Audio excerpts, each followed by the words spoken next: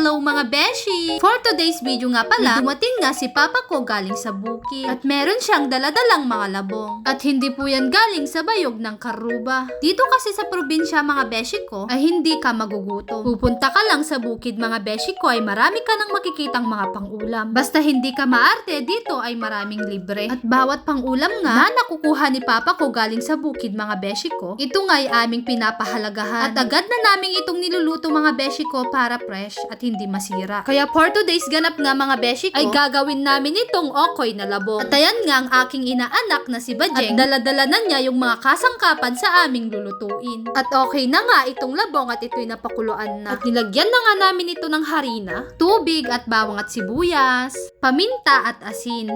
At nakita ko nga na hindi pa nakauwi yung kambing naming isa. At habang nga niluluto ni tita ko, tsaka ni ate ko yung okoy, ay kinuha ko muna yung aming isang kambing sa aming bukid. Kawawa kasi mga beshi ko, baka makalimutan ko, ay dun na siya mag-overnight. At napansin ko nga mga beshi ko, marami nang ang bunga na maliliit ang aming mga guyabano. Kaya naman nga, hihintayin kong lumaki yung mga yon. At dito nga mga beshi ko, musunod nga sa akin yung aking inaanak at ang aking kapatid. Gusto daw tingnan ni Bajing yung aming kambing. Uwing-uwi na nga dyan yung aming kambing mga beshi. Kaya agad ko na itong pinakawalan.